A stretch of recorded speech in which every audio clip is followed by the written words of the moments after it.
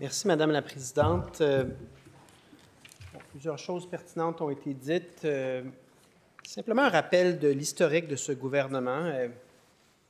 La CAQ a gouverné par décret durant la pandémie.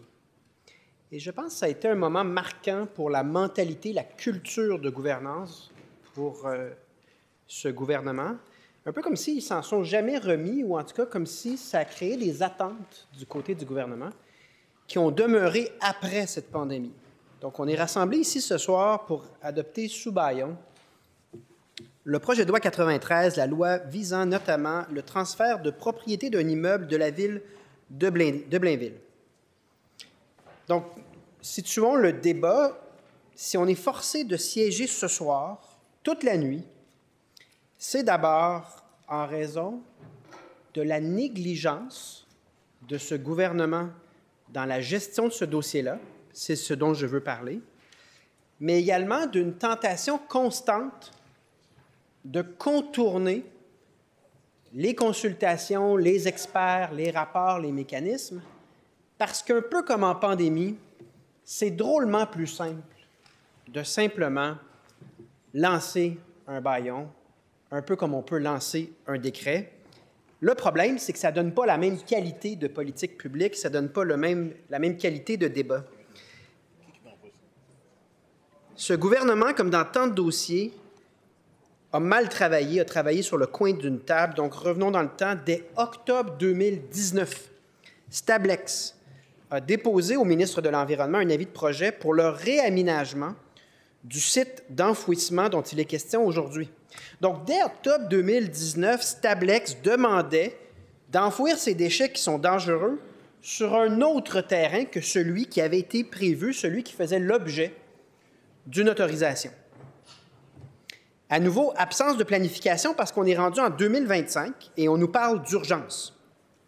Sur le fond des choses, la raison de cette demande en 2019 de la multinationale Stablex, c'est essentiellement qu'elle souhaite enfouir ces résidus ailleurs parce que ça va permettre des économies à cette entreprise-là. Et comme le soulignent plusieurs experts, elle vise un terrain à grande valeur écologique, et ce pour les 40 prochaines années. Donc, le but, c'est d'économiser de l'argent en contournant les règles applicables le plus longtemps possible, mais ça demande une permission du gouvernement, ça demande l'assentiment du gouvernement.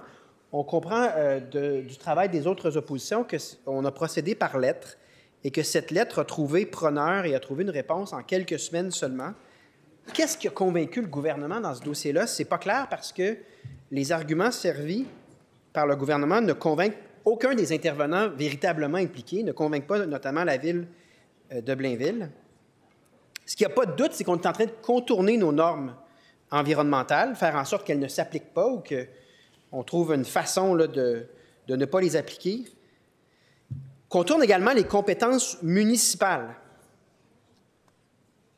Et on contourne également le concept fondamental de transparence parce qu'on va procéder avant d'obtenir un des rapports importants sur l'état des lieux puis les caractéristiques environnementales du sol.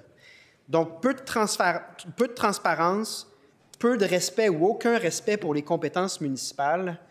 Je suis tombé par hasard sur un texte qui m'a vraiment séduit, Madame la Présidente. Sidéré ou séduit, je ne sais pas qu'est-ce qui serait le meilleur mot. Interloqué. Interloqué, merci, chers collègues. Donc, un texte dans le journal Le Nord. J'ai grandi à Sainte-Thérèse, donc je connais le journal Le Nord. Dans le temps, ça s'appelait Le Nord Info. Et c'est intitulé « Notre grand souci sera la transparence » de Mario Laframboise. Et il était là il y a quelques instants. Je pense qu'il n'est plus avec nous, mais... on va l'appeler, c'est député de Blainville. Oui, je retire. Non, je vais juste me permettre de rappeler notre règlement. On s'interpelle uniquement par notre titre. C'est ce que vous allez nous dire. Et également, voilà. Vous savez, la présence ou non des individus. On ne peut pas souligner l'absence dans notre assemblée. C'est ce que je viens de dire. Je vous remercie beaucoup, Monsieur le leader du gouvernement. On s'identifie par nos titres. Je vous invite, monsieur le chef du troisième groupe d'opposition, à poursuivre. Nous vous écoutons et on fait attention dans le chuchotage. On chuchote tout bas, sinon on sort pour discuter. Allez-y. Donc, je retire, en fait, je citais le titre de l'article qui avait le nom du député de Blainville dans le titre, mais bon, donc c'est clair. Je parle du député de Blainville qui dit en 2016, dans le Nord, « Notre grand souci sera la transparence ». Et dans cet article, on l'écoute parler de l'importance du pouvoir municipal. Parce qu'il a évidemment œuvré pour l'Union des municipalités du Québec. Et il dit, et je cite, « Les villes veulent avoir moins de comptes à rendre au gouvernement du Québec. Là, il y a un problème. Si nous intervenons dans le milieu municipal, c'est pour protéger le citoyen. »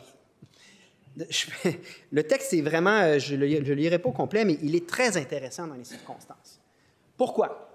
Parce qu'on ne respecte pas, comme je vous dis, le pouvoir municipal. On passe outre sur la base de représentations qu'on ne connaît pas au complet, mais des représentations venant de Stablex qui ont été contredites par plusieurs intervenants crédibles.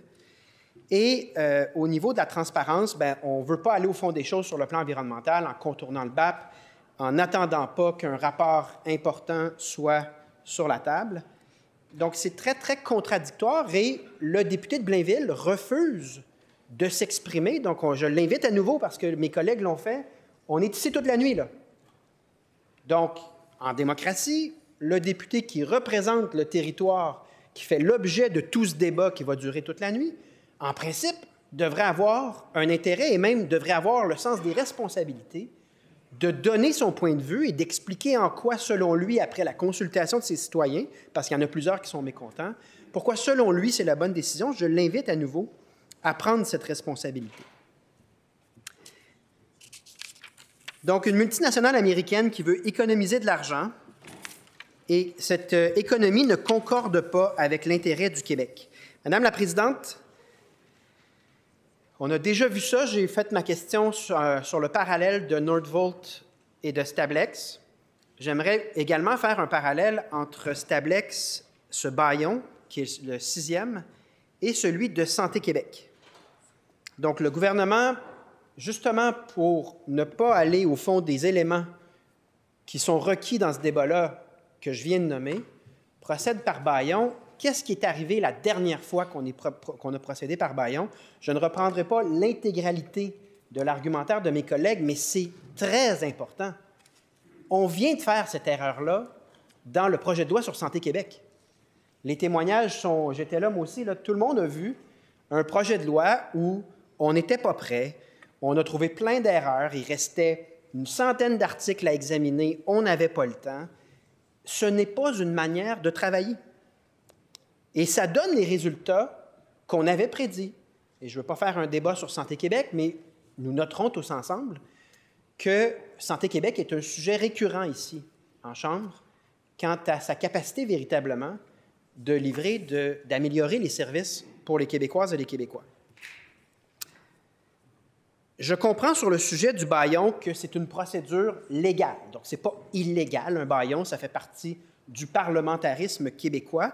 Mais revenons à l'intention derrière ce mécanisme, parce que s'il fallait procéder par bâillon à chaque fois qu'on a un débat démocratique puis un projet de loi en tête, évidemment qu'on aurait une démocratie beaucoup plus faible que les travaux qui sont les travaux normaux. Donc, quelle est l'intention ou qu'est-ce qu'on a voulu faire en donnant cette option de bâillon?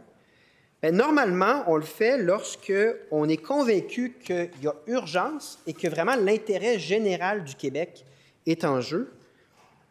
Et là, pour l'intérêt général du Québec, vraiment, nous, dans l'opposition, on voit ici un conflit entre deux intérêts, c'est-à-dire l'intérêt de la multinationale américaine et l'intérêt public. Et quand on essaie de comprendre quel est l'intérêt public et qu'on s'entretient avec la ville de Blainville, avec les citoyens, il y a quelque chose qui ne concorde pas, là. Quelque chose qui ne concorde pas non plus sur le plan de l'urgence. Parce que, comme l'ont mentionné tous les autres partis d'opposition, si on s'intéresse au dossier puis on lit les rapports faits par des experts qui ont pris le temps et qui n'ont pas d'intérêt dans cette histoire-là, on apprend que la cellule 5, parce que c'est la cellule actuelle, là, peut continuer jusqu'en 2027. C'est donc une fausse urgence de procéder maintenant. Mais selon le BAP, en fait, c'est jusqu'en 2030. Donc, il y a plein de moyens de mener ce débat-là correctement, sans se précipiter, compte tenu de la capacité du site en question. Aucun débat sur ce projet de loi, un débat très limité, c'est celui qu'on tient en ce moment. Mais qu'est-ce que ça implique, au-delà des grands discours sur la démocratie? Ça veut dire simplement que les groupes, les citoyens, les experts n'auront pas de chance de vraiment plaider leur cause, d'échanger avec le ministre dans un processus qui a été conçu pour être le plus ouvert possible, de manière à ce que les citoyens comprennent, puissent faire la part des choses entre la version du gouvernement et la version des oppositions. C'est ça qu'on vient de retirer du processus. Nous sommes devant une procédure bâillon qui court-circuite, en ce sens aussi, le rôle des oppositions. On va faire de notre mieux, Madame la Présidente, ce soir, mais je ne suis pas un expert, je ne suis pas l'expert qui aurait permis un rapport du BAP, ni l'expert qui a préparé le rapport qu'on attend toujours sur la nature des sols. Et c'est très dommage qu'on ne puisse pas donc mener correctement ce débat-là. C'est un projet de loi qui, de manière certaine, va à l'encontre des principes environnementaux qui sont à la base de nos lois, clairement va à l'encontre des règlements municipaux et de la volonté démocratique de la ville de Blainville. Et par conséquent, c'est également, sans l'ombre d'un doute, une procédure qui va à l'encontre du principe de compétence municipale. Disons-le, cette situation révèle donc la vraie nature de ce gouvernement. C'était ma posture de départ. C'est une façon de gouverner dont on est témoin ce soir. Et je ne pense pas qu'elle devrait être valorisée. C'est une façon de gouverner qui ressemble drôlement à la gouvernance par décret. Et la raison pourquoi, dans l'histoire des démocraties, on a tenté de s'éloigner d'un pouvoir concentré entre peu de personnes avec peu de transparence et des délais courts, c'est que généralement, ça donne des résultats décevants par rapport à des processus qui, certes, sont plus longs et plus compliqués, mais où tous les points de vue sont considérés et où le dialogue mène forcément à des décisions qui sont plus réfléchies, qui sont mieux travaillées. Donc, c'est simplement le constat que je veux faire pour aujourd'hui. J'espère, au terme de ce bâillon, que le gouvernement, parce que ce que j'ai compris de ma question au premier ministre tantôt, c'est que le gouvernement ne se remettait pas vraiment en question dans le dossier Nordvolt. J'espère qu'au terme de ce dossier, il y aura une volonté du gouvernement de se regarder dans le miroir sur la manière de gouverner, indépendamment du dossier. Rien ne justifiait de procéder par bâillon ce soir. Et j'espère que dans d'autres dossiers importants comme celui-là, on pourra un jour discuter de manière réfléchie, approfondie et surtout normale. Merci, Madame la Présidente.